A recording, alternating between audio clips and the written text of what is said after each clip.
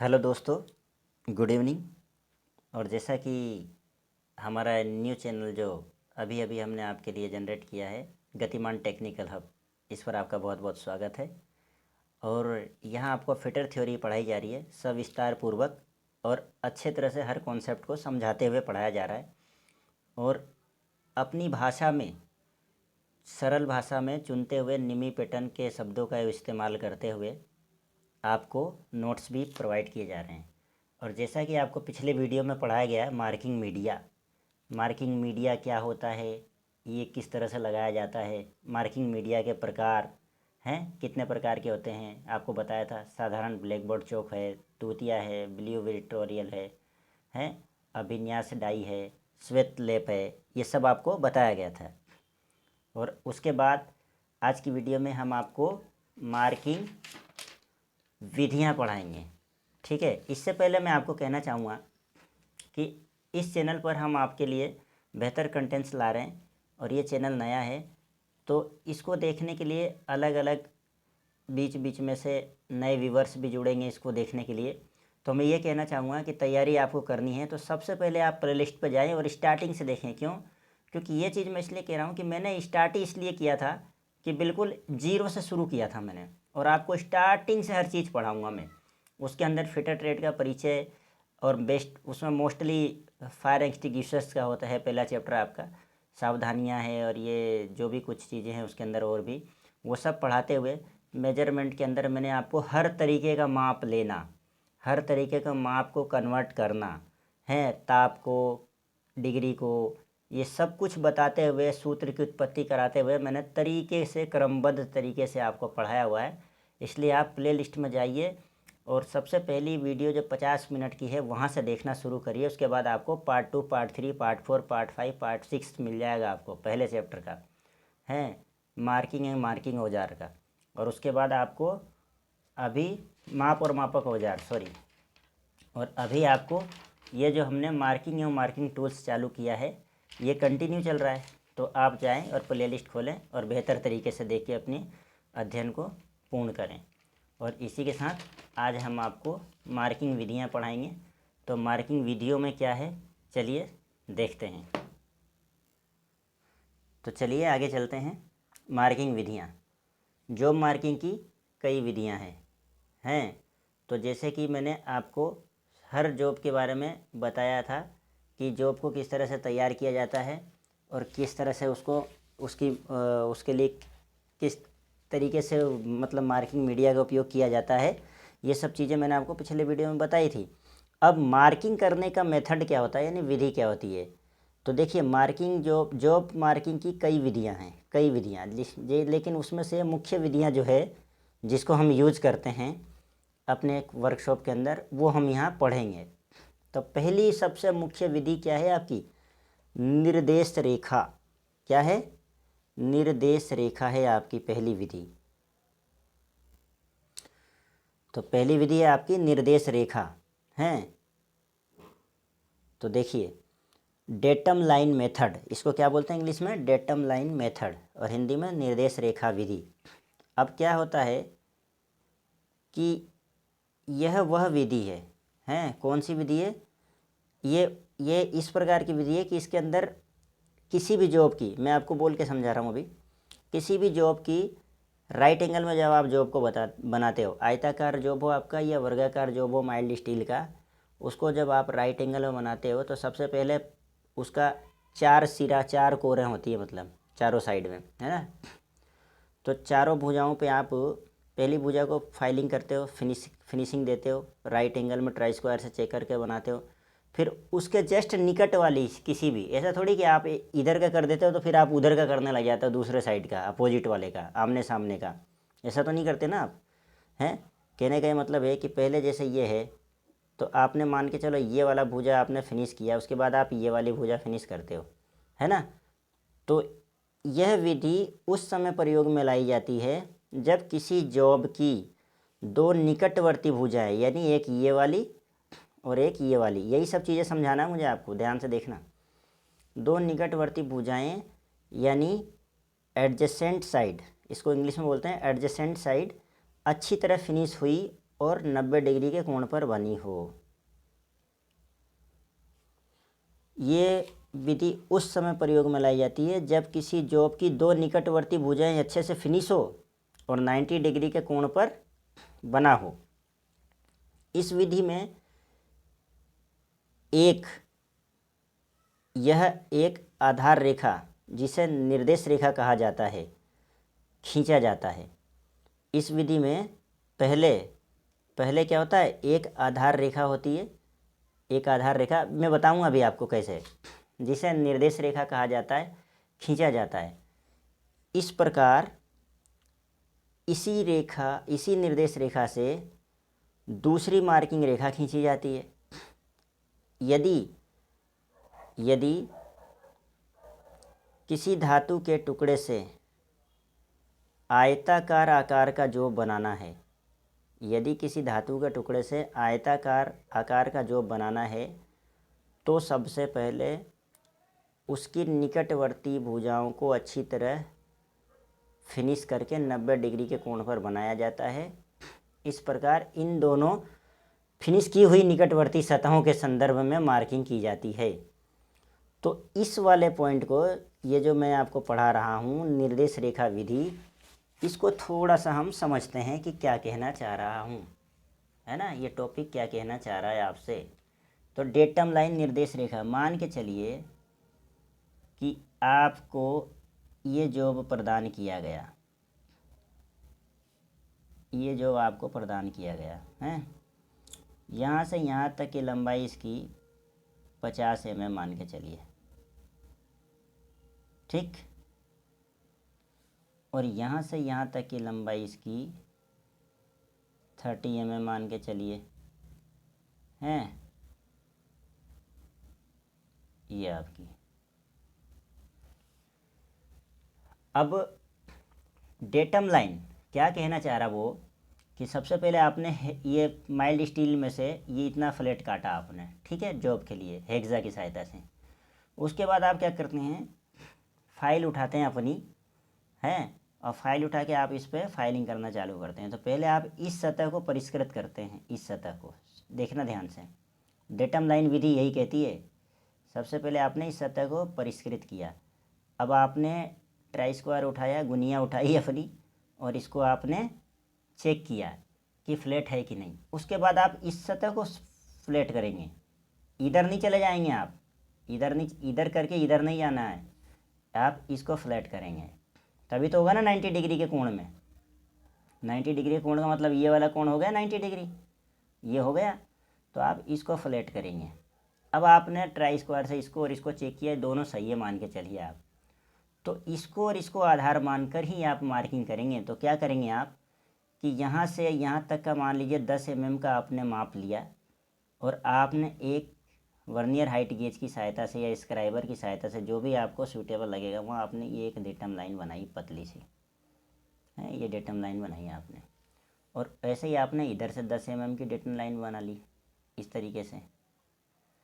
तो अब इधर से भी आपने परिष्कृत कर दिया, इधर से ही परिष्कृत कर दिया। अब जब ये भी परिष्कृत है, ये भी परिष्कृत है, तो जितनी भी आप मार्किंग करेंगे इसको आधार मान के और इसको आधार मान के, वो बिल्कुल एक्यूरेट मार्किंग जाएगी आपकी। और बाकी जो अनर्गल जो धातु बची हुई है वो आप काट के निकाल देंगे, या फाइलिंग के द्वारा निकल जाएगी आपकी। आप फिनिशिंग करेंगे ना, जब फाइलिंग करेंगे उससे, क्योंकि ये भी देखो, ये फिनिश हो गया और ये फिनिश हो गया। अब इधर से आपने 10 मापा और इधर से 10 मापा आपने, तो ये बराबर रहेंगे एकदम, दोनों एक्यूरेट, क्योंकि दोनों फिनिश फाइल है, फिनिश सतह है आपकी, सतह परिष्कृत है दोनों।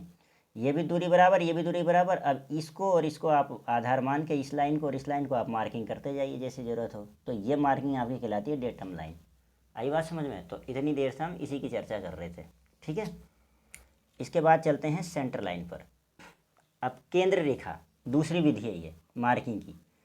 यह विधि वहाँ प्रयोग में लाई जाती है जहाँ मार्किंग उन टेढ़े मेढ़े कार्यखंडों पर करना होता है। टेढ़े मेढ़े कार्यखंड, अब जैसे ये अभी आपको बताया, ये तो फ्लैट था, आपने एक सतह परिष्कृत कर लिया और लगे ही उससे टच में 90 डिग्री पर दूसरा भी आपने परिष्कृत कर लिया, ये तो सही था। कोई जो आपको टेढ़ा मेढ़ा मिल जाए, अभी मैं वो भी बताता हूँ, समझाता हूँ आपको। तो ये वहाँ, ये सेंटर लाइन वहीं प्रयोग में लाया जाएगा जहाँ पर टेढ़े मेढ़े कार्यखंडों पर मार्किंग करनी हो। और जिनका कोई भी सिरा फिनिश किया हुआ ना हो।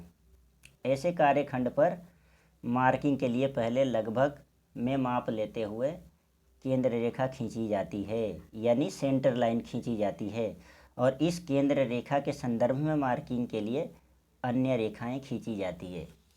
आपको आई बात समझ में? है। तो देखिए क्या होता है, ये चीज़ आपको समझ में आई? अब मैं समझाता हूँ आपको ये चीज़ है।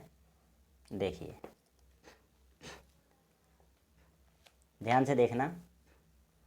आप मान के चलो आपको एक जॉब तो ये ऐसा मिला, मान के चलो है, ये एक जॉब तो आपको ये ऐसा मिल गया है ना। आपको देख के अभी हंसी आएगी, क्यों? क्योंकि टेढ़ा मेढ़ा जॉब है।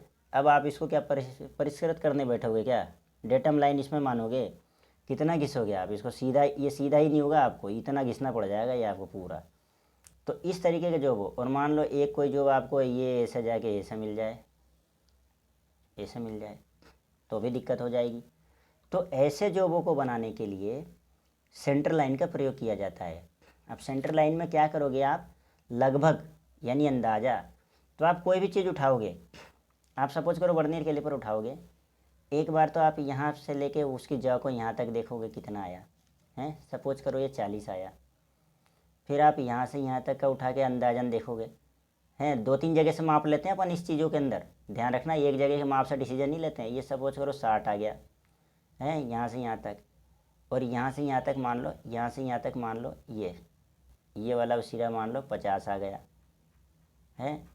तो अब हम क्या करेंगे कि यहाँ से यहाँ तक में एक पॉइंट लगाएंगे जो 20 का हो जाएगा, आधा करके ये 20 का, और यहाँ से यहाँ तक ये जो 60 आ रहा था इसका हम 30 पे लगा लेंगे, तो लगभग बीच में ये आ जाएगा।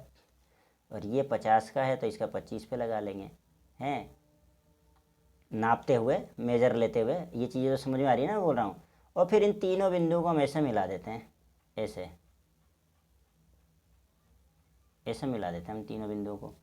तो ये लगभग सेंटर लाइन आ गई ना उसकी, इस जॉब का बीच में से गुजर गई ये रेखा है। और फिर इधर से इधर की दूरी, यहाँ से यहाँ की दूरी मानो ये मानो 70 आ गई, ये 70 आ गई। और यहाँ से यहाँ तक की दूरी मान लो 90 आ गई, और यहाँ से यहाँ तक की दूरी मान लो 60 आ गई, ये वाली। एक बार इसको फिर इधर से भी मान लेते हैं अपन। तो ये 70 आ रही यहाँ से यहाँ तक, तो मैं 35 खोल के चाप लगा दूंगा यहाँ, तो ये 35 का हो गया।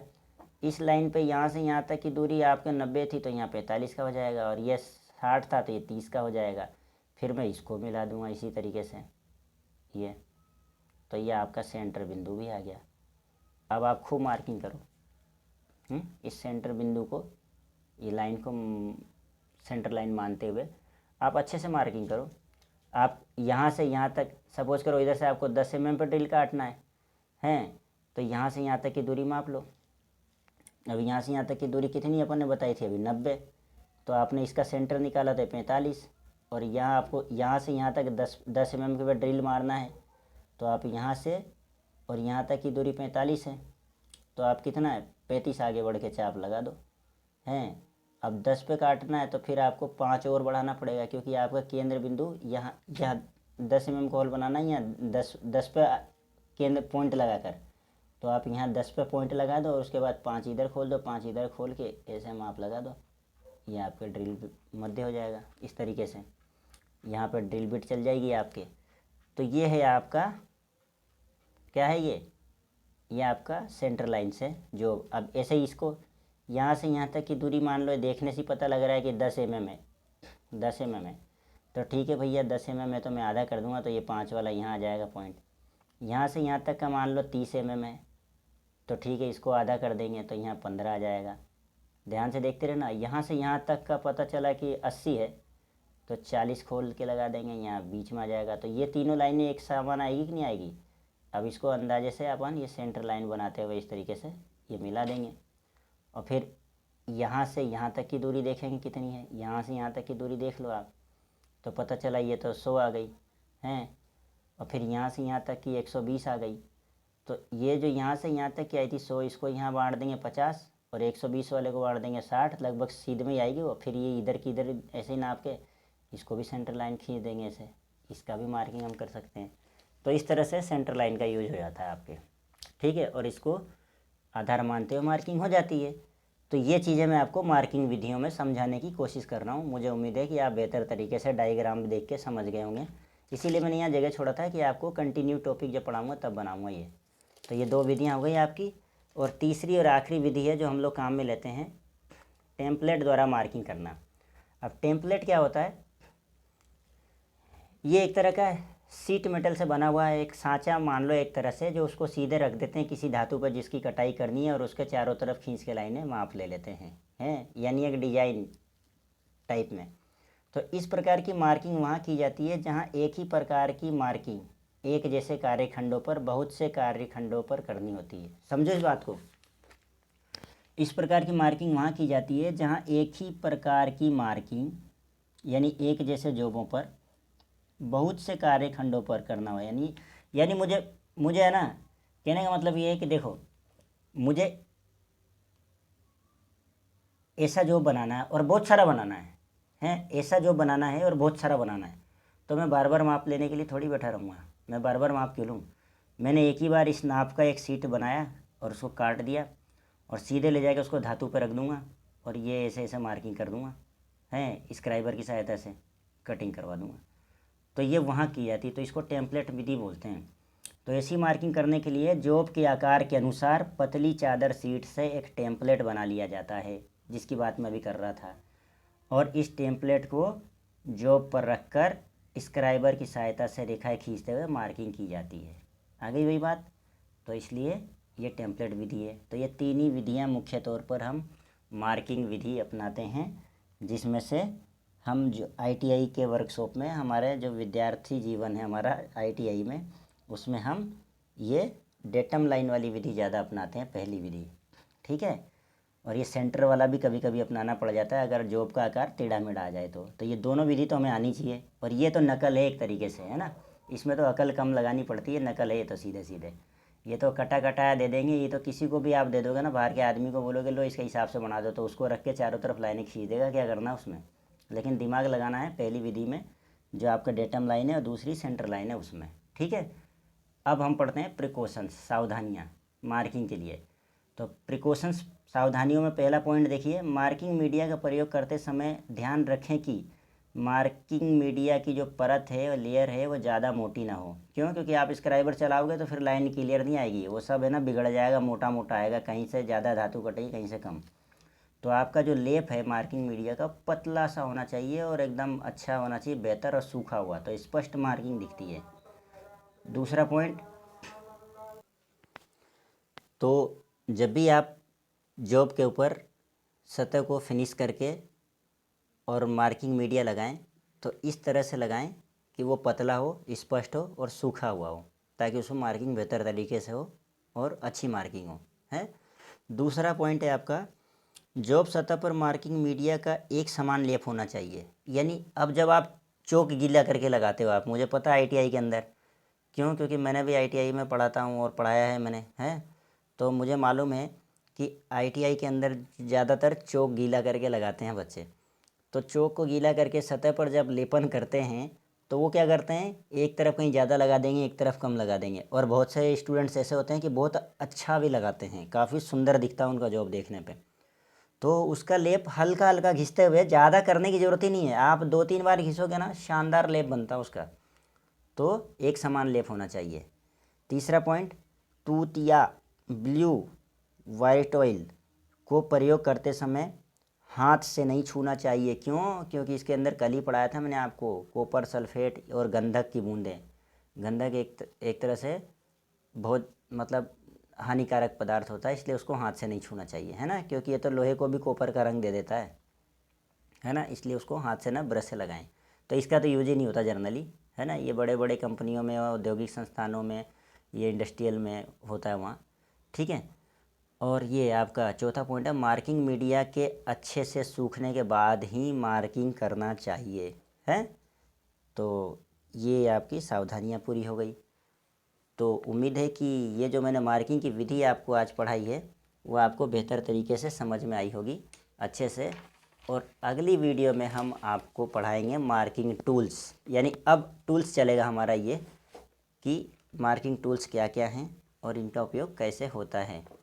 तो मैं आपसे ये कहना चाहूँगा कि आप लोग वीडियो को देखते हैं तो बिल्कुल स्टार्टिंग से प्लेलिस्ट में जाके देखिए और अच्छे से देखिए। फर्स्ट क्लास वीडियो मैंने आपके लिए, मैटर ये करता है कि मैंने आपको कंटेंट्स कैसा दिया है, मैंने आपको पढ़ाया है जो क्या पढ़ाया है। अभी तक के पढ़ाए हुए में से आप किसी का भी टेस्ट पेपर उठा के देख लेना, जितना भी मैंने अभी तक के पार्ट्स पढ़ाए हैं उनमें से क्वेश्चन मिल रहे हैं कि नहीं मिल रहे हैं, ये देख लेना आप तो, है ना, अभी तक के पढ़ाए हुए में से। और जब मैं पूरा पढ़ा दूंगा ना तो ऐसा क्वेश्चन ही नहीं है जो आपको नहीं मिलेगा, है। तो बेहतर तरीके से पढ़ाई करिए और मेरी शुभकामनाएं आपके साथ हैं। और आप इस चैनल को, अगर आपको लगता है कि आपको समझाया जा रहा है, आपके लिए बेहतर कंटेंट्स दिए जा रहे हैं, तो ही मेरे चैनल को लाइक करें, सब्सक्राइब करें और शेयर करें और बने रहें हमेशा गतिमान टेक्निकल हब के साथ। जय हिंद।